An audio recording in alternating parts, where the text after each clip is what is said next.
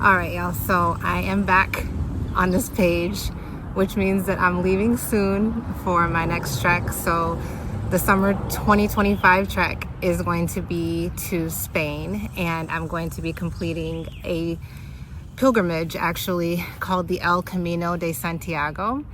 And it's a trek that goes through northern Spain, but it's a pilgrimage because people do this one for religious reasons. Let me just explain a little bit about what a pilgrimage is before I get too far. So according to Google, a pilgrimage is a journey made to a holy site for religious reasons, and it's usually undertaken for a specific purpose, to fulfill religious obligation or to seek divine grace, guidance, or a deeper connection with your faith.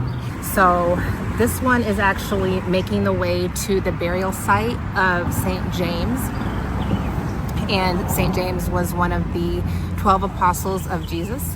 Really, this journey can take people months to do, just depending on what route you take. So how the Camino works is that there's several different routes that you could take, just depending on the level of difficulty and also how long you have to be on the trail. But basically it's a path that you follow, and it's a network of albergues, which an albergue is just kind of a fancy name for a hostel. But these specific albergues are for pilgrims. So you have this passport that you get at the very beginning, and it proves basically that you are going along this trail, because each time you stop you'll get another stamp in your Camino passport. And so that's how you're able to stay at the Camino accommodations. These albergues, some of them are like private hotels, and some of them are churches that allow pilgrims to stay for free, provide a meal. So it's a little bit different because everything isn't so planned out, and also there's no guide telling us where to stop and when to stop. We have a rough idea of when we're gonna stop, but I think we're gonna kind of just allow our bodies to tell us, when to stop. And I'll tell you why I say we in just a second. So the way that it works is that you have to start 100 kilometers out from your ending point. So loud. You have to start 100 kilometers out from your ending point in order to be an official pilgrim. So if we didn't start 100 kilometers out, then we wouldn't be able to basically stay at the albergues and get our passport stamped and all of that. We chose a path that would take 6 days because I don't really like to be away from my kids that long. We try to schedule my trips around when they're going to be with their grandparents, and the kids are fine and everything, but like for me, I have a hard time being away from them for more than 10 days. So for the past few years, I haven't been doing any treks that have taken more than 6 days total. And then when you add in the travel time and maybe an acclimatization day at the beginning and then a rest day at the end, it ends up being about 10 days. So the reason that I was saying we is that I do have a travel companion this time, and her name is Tessa. And Tessa, she just started her trekking page, and it's called Tessa Treks, so check that out. I'm sure she'll be documenting along the way too. But she is actually a friend of mine that I worked with years ago. So this was about 12 years ago now. We only worked together for a year, but that was actually one of the hardest years of my life, because that was also the year that Marcus was diagnosed with leukemia. And honestly, I felt like my life was falling apart, because it was such a surprise. It just came out of nowhere. I don't think I have it in me right now to tell that whole story, but what I do remember is feeling like so much support, specifically from Tessa, who was my co-teacher at the time. She was teaching math and I was teaching reading. We immediately went to the hospital and stayed there for quite a while. And I just remember her coming up there and sitting with me, not asking any questions, really listening. I was just able to kind of unload everything on her, and from that she just kind of figured out what I needed back at school, and she just did it. And that was huge for me, because I was concerned about the fact that I had only been working at this school for 6 weeks. They didn't necessarily know my work ethic. They didn't know anything about me. And then all of a sudden I'm gone for an extended period of time. But she really held it down at school. for me.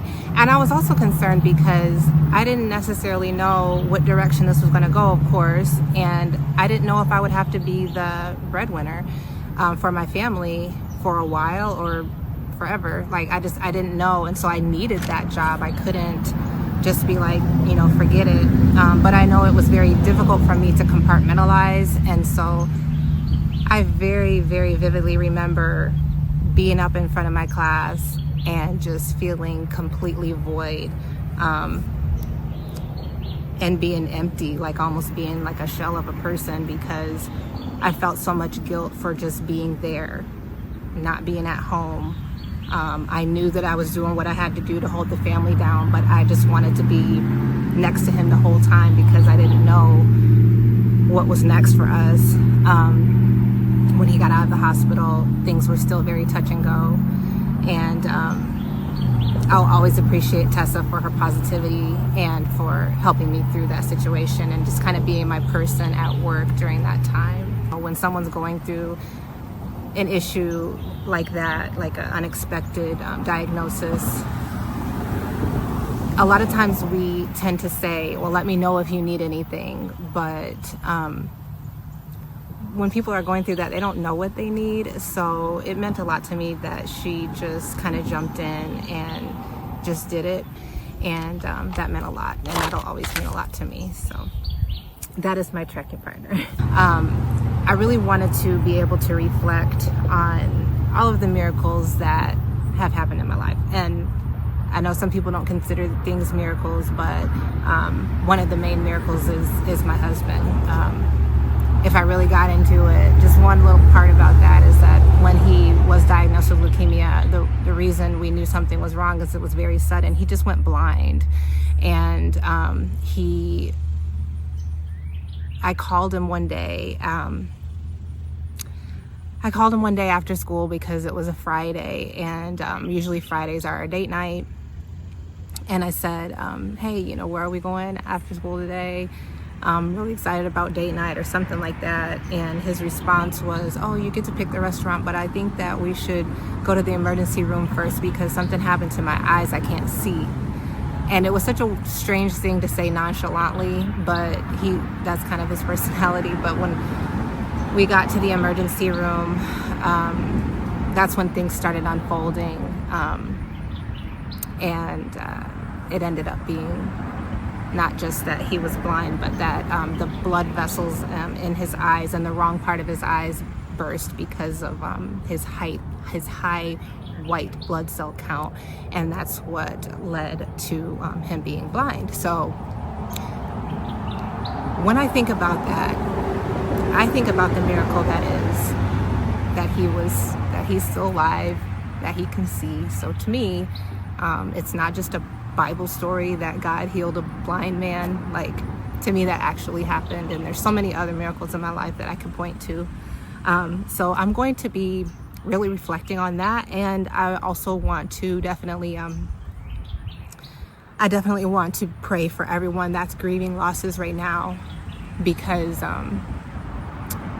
that's very difficult, and I think that being in prayer this whole time is going to bring me more of an understanding of some things, and I hope that will happen. And I hope that when I get to the end, to that church, that I can feel that